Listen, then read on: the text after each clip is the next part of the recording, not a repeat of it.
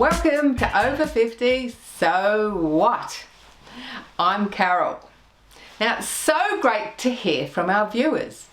David dropped us a note to say that he was doing the 5-minute fitness segment with his 85-year-old mother. Legend! So I hope you're all going to be joining in the 5-minute fitness segment after the break.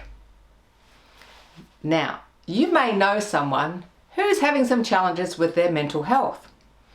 Today we chat to David Pearce from On the Lowdown about some strategies to help others and also tips on how to look after our own mental health.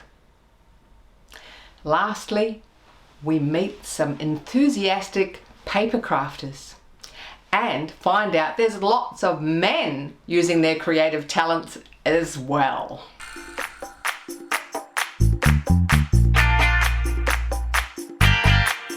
Today on the show we meet David Pearce, who after facing his own mental health challenges launched On the Lowdown. He works with community and government organisations to provide products and services to help us all with our mental health. Hi David, welcome to Over 50 So What? Great to have you on the show. Thank you so much for having me, Carol. Now David, to sum up with, can you just review the main things that we should be doing to look after our mental health? For sure. Okay, thanks, Carol. So I'd say start for me, number one is sleep. I think sleep is totally the way to go. I feel $1,000,000 when I've had a really good sleep, but very, very close to sleep is your nutrition. What are you eating? What are you putting in your body? How much booze or whatever substances you're putting in your body too, and then exercise as well. So those top three are fundamental.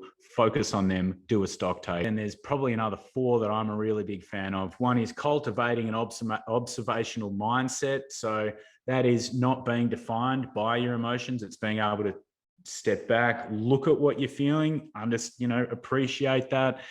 Getting out in nature is really important. Just the color green, scientists have shown empirically, we've got solid evidence showing that it makes you feel better. That's why there's a green room before people go on TV shows. Being sociable. So whatever you can do to be sociable, whatever you can do, like connect with people. We are social beings. We are social animals is what Steve Brack says in one of our interviews. And finally, it's how you relate to yourself. How are you talking to yourself? Do you treat yourself like as you would a good friend, or are you a bit of an asshole to yourself? Because that's really important. And so, Carol, we've got these 7 what we call mental health no-brainers. That's a downloadable PDF from our website. Now, here's another question for you. So if someone like a woman or a man notices someone, they think, oh, this guy needs some help, but he's in a bad space, what do you suggest that the other person do to help that person? I think the Are You OK website is a really great resource. They focus their entire organization around that situation. They have their special Are You OK Day. So I'd refer to their acronym, I think is a really good example, which is ALEC, ALEC. So A starts with asking the question, are you okay? How are you going? What's happening? And then listening is the L. Now, I reckon, they're all really important, but the L is one of the bits that a lot of us stuff up. But a lot of the time when people are really, really struggling, when people are suffering, they don't want you to fix their problem. They don't need you to fix their problem. And trying to fix their problem is not actually fixing the problem. A lot of the time, all they need to do, and this happened to me like a week ago, I just needed to call my buddy and say, hey, I'm really struggling today. These are the things that are, happening in my life. And all he did was just listen and validate me. I love the L. And then E being to encourage action. So E is like go and seek action, make a change. Call your GP. Call your mate. And then C is check in. And so you need to check in, because a lot of these people, they won't they won't go and actually do it. So we've both worked in Men's Sheds. Men's Sheds motto is shoulder to shoulder. it speaks volumes about, sometimes go for a walk with somebody and you can both stare straight ahead, or do some gardening with somebody, or go and do some sort of activity, go play some golf. So this brings us to, can you tell us what Lowdown does on the Lowdown? What sort of things do you do for the community? We used to run all of these in person, these live events, and we did that focusing in regional Victoria. And so we did on the Lowdown, did like an events tour around Victoria. COVID brought that to a screeching halt at the start of last year. We lost all of our funding. It's just more important than ever for people to connect with one another. So we started running these online events. Given that we were doing it in the online space, we needed some online content. So we started, I called up somebody who I very love and admire, and in Steve Bracks. He was Premier for 3.5 terms, something like that, and left in the peak of his power. Why would he do that when so many of us cling on to power? Had a lot of really interesting questions for Steve about, and then I called up Greg Combay, who, federal MP, he and now head of Australian Industry Super. He's one of the most powerful men in the whole country. And he said, yeah, I'll talk about mental health and my experiences with mental health. And then Tom Carroll, 2 times world champion surfer, said, yeah, for sure. Basically, everybody just said yes. And so we started this podcast and YouTube channel called Here for Each Other, spelled HEAR, Here for Each Other, because we're listening. Another one of you, there you go, exactly. So we just launched that at the start of, halfway through last week. We've just started punching out those full publications now. So today we've just launched the Greg Combay interview. Yesterday we did Steve Monaghetti from Ballarat, and yeah. So if a community group's watching this and they want to set something up for their community, you can organise like an online workshop or something for them, can you? Exactly. Yeah. So, whatever health message this community organisation has. So we work with, local councils sometimes. We're working with Warrnambool last year. Right now we're working with Ballarat Community Health. I really love working with community health centres, because they're the ones who've actually got all the resources at hand, and they're the ones, they're getting a lot of investment now from the government into their hands in mental health services, and so it's really critical to get their services out there and connect them with their communities, and so that's essentially my job, really strengthen those connections, and so that's how we do it. Well, congratulations on all the good work that you're doing and having a great impact, especially on those regional areas where we need it the most. We'll put up all your information and the links and everything for people to check out what you're doing and contact you. And naturally, if someone has, this has raised any issues for people that need some more help, they should call Lifeline. Mm-hmm. Absolutely. All right. Well, thanks so much for coming on, and we hope to see you again.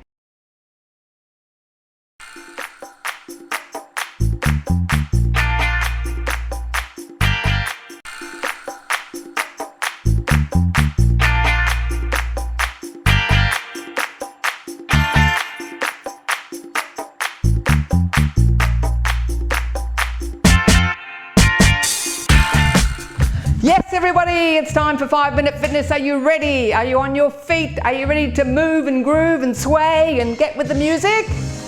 We're just going to go from side to side. We just do it nice and slow. This is great for helping you balance as well. And put your own little bit of interpretation in here. Just relax. You want to put a clap? Put a clap. Oh. Swaying side to side, grooving and moving. Woohoo.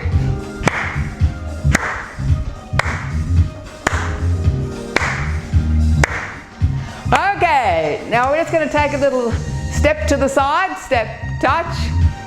So if you're just starting off, just do nice little ones like this. If you're a bit fitter, big ones.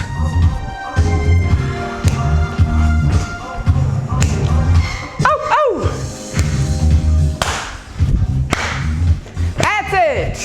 Take it away. Party time. Move it and groove it.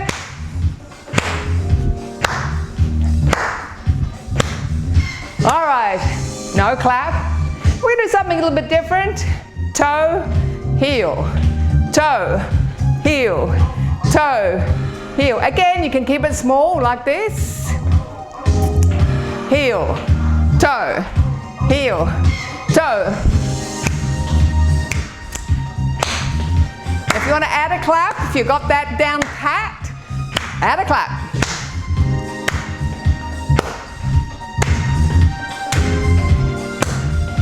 All right, back to the step touch. Oh yeah. Woohoo! Oh, oh, oh. Guess what? Guess what? We're gonna do it to the other side. Toe, heel, toe, heel, toe, heel, toe, heel, toe. Relax into it, enjoy yourself.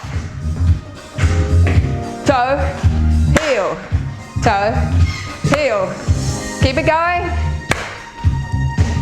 And grooving.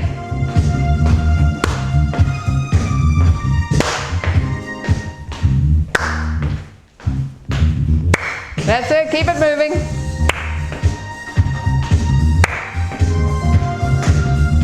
All right, step, touch, back to the middle. Now, we're gonna put one foot behind, behind, behind, behind. Get your groove on. Get your shimmy on. And now try an arm, out, out, out, out. That's it.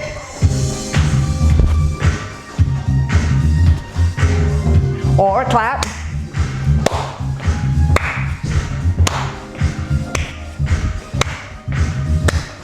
Or, if you're really clever, we go.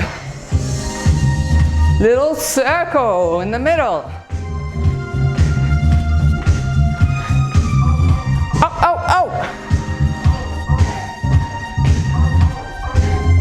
Two more. Walk it out. Okay, get funky now. We're doing a funky walk. So we're gonna walk around. Just make sure you don't trip over any mats, any cats, any wires. Walk around.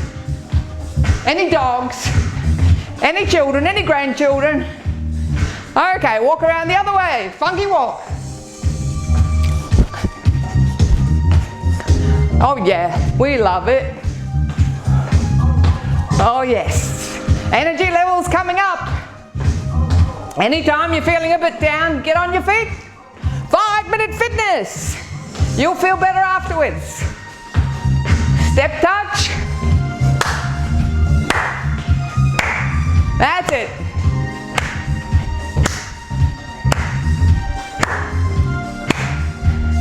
All right. Swaying. Oh yeah. Are you feeling the beat? Are you feeling the groove? Oh, oh. Oh, oh, oh.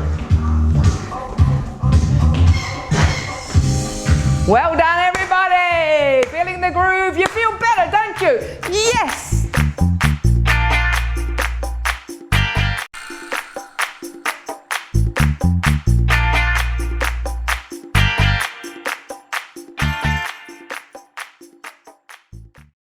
Now, we've talked previously that the majority of people who do papercraft are actually females. But here we have the wonderful Doug, who has been in the craft industry for how many years? Oh, over 17 years now. 17 years. Over 17, yeah. And his nickname is Demo Doug. And tell us about how you started in screen printing, was it? Yes, I did. My mum was a screen printer back in the 60s. I know I'm showing my age now. And so then I used to screen print all my own T-shirts, and as I designed things with little flies on them, and that became the fly T-shirt, which some of the people might have seen. And my mum used to make tablecloths and table mats that went all over the world to royalty and all sorts of places. Or to royalty? To royalty, yes. And I just thought it would have been better if the Queen of Denmark had actually got one of my tablecloths with the ants or the flies on it, but she got one of my mum's hand-painted ones. Oh, that's really cool. What a history that is. This is some of your products Yes. that you, and the techniques that you teach. So you and your wife both are in the business and Yes, you teach. that's right. And you're based on a farm, are you? Yes, we've got a farm out from Goulburn, New South Wales. We had a shop until 2019. And then we realised we couldn't run a shop from a farm, or couldn't run a farm from a shop, either way. So even though we had great staff, so we closed the shop and moved to a farm, and now we live in the country. And you've got, what animals have you got on the farm? Horses, cattle, sheep, dogs, wombats, echidnas. It's a bit rabbits. of an interesting mix, isn't it? It is. You're doing papercraft and art, and then you've got all the animals out there in the middle of the farm. That's right. So what would you say to men out there that are watching and thinking maybe they'd like to express some of their creativity? Interesting. I know you said that it's mostly females, but it's amazing how many males do get involved in card making. I had 3 this morning who, I'm not sure whether it's the wife that brings the husband or whether the husband brings the wife. So I like paper crafting because it's almost an instant gratification. It's not a long project like a quilt that can take weeks, months, or years. A card you can make in as little as 10 or 15 minutes up to 2 or 3 hours. So it is lots of different techniques, and amazing how many designs now are coming out for males as well. So not just ladies doing flowers, as a lot of these are, but designs that can be more masculine. Well, I didn't pick one up. But I've got some with barbed wire on them and all sorts of things. Some nice sheep Fishy and cows and wombats. Yeah, wombats, that's right. So if there's a guy sitting at home, what would you say to them? Just jump online, have a look at the videos, and you can do it too. I've got friends who are architects that make cards as well. And how long do you think you're going to be doing this for? Well, I'm told I enjoy the farm as well.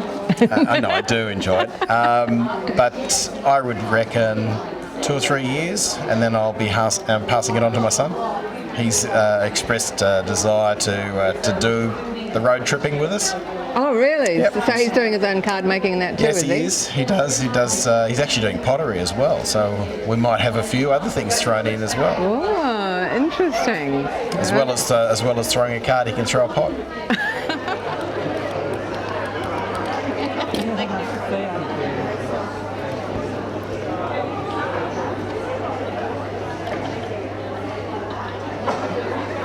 Now what we've got here is art journaling, and the lovely Jennifer is demonstrating some of the techniques for art journals. Can you tell us what you're doing, Jennifer?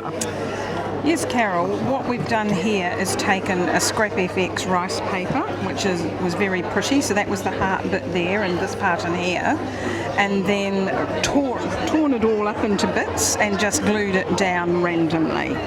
And then I've put some paint around it just to blend it in with the colours that are already in the rice paper. And now I'm using a Scrap FX stamp just to stamp around. And they're actually an Australian company based here in Melbourne. So a lot of We like Australian made. We sure do. And we find that with most craft products, they're either made in America or they're made in Europe. And so you have to import them all. And a lot of people say to me, oh, what is art journaling? Really, I guess the best way of describing it is it's an opportunity to express yourself while not thinking too much about the world and your life and your problems and your children and your job and all those other things. You just start flinging paper and stamps and stencils down, and you end up cutting bits and sticking them on, and it's just a really joyous process. I was saying to a lady earlier This is a card I've just made, and it's very much a mixed media card. And just here you can see all this scribbly writing. Now, I was having a moment. I was actually thinking about a certain well-known regal family based in the UK, and you know, they're receiving a lot of publicity at the moment, and I was thinking about Prince William's wife, Kate. And so this is just a whole lot of scribble about, you know, how dignified she is and how regal she is and what a lot she contributes. And then there was a few thoughts about another member of the family at the moment, and I'm trying to be discreet. So I just did it in an anemic writing where it's scribble, scribble, scribble, scribble, and it was my thoughts and my feelings, and now even I would struggle to read that. But at the time, I was just putting down what I was thinking, and nobody can read that, and nobody can tell. And so if you're having a fight with your mother-in-law, you can sit there and scribble what you actually think of her. And even if she sees this later on, she's going to go, oh, that's lovely, dear. And she's got no idea what you've scribbled there because you've splattered gold paint over it and it's pretty much gone with the wind. Getting all those feelings out of your body onto paper. Absolutely. We've had some ladies coming on the stand yesterday and they're saying, but what do you do with these journals when they're all done? And we're like, well, you look at them, you admire them. But then it's like a history of your life too, isn't it? Precisely. And your feelings and what you were going through. And every time you look at a page, you'll remember a certain part of your life. Absolutely. And look, I did myself a journal through COVID. It's your opportunity to express your thoughts and your feelings. And in my journal that I kept last year, I often think about my own grandmother, and I didn't really know a lot about her, you know, because by the time I was a teenager taking any interest, she had dementia. But I know next to nothing about her life because it's never been written down.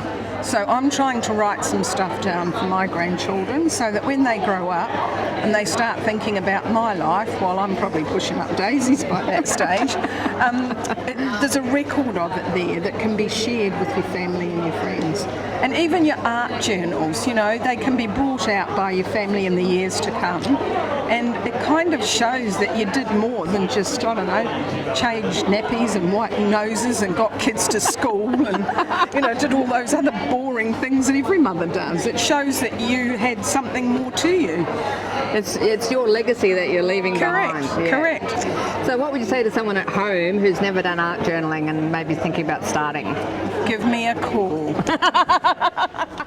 Thank you for watching today. We hope you've been inspired to release some of your artistic creativity and you've learned some great tips to help you with your mental health.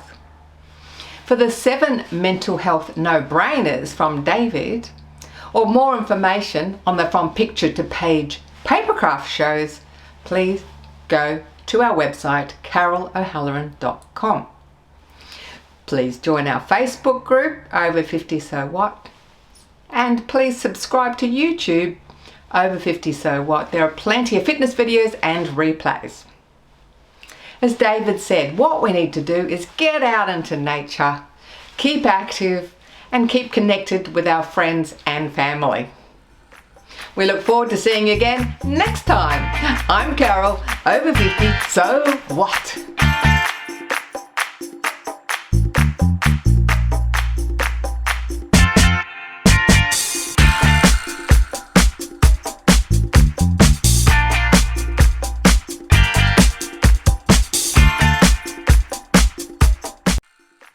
Thanks for watching our TV show. Be sure to hit subscribe and then you'll never miss an episode. Jump on Facebook, join our group, get in on the fun, fitness, wellness and inspiration. I'm Carol, Over 50, so what?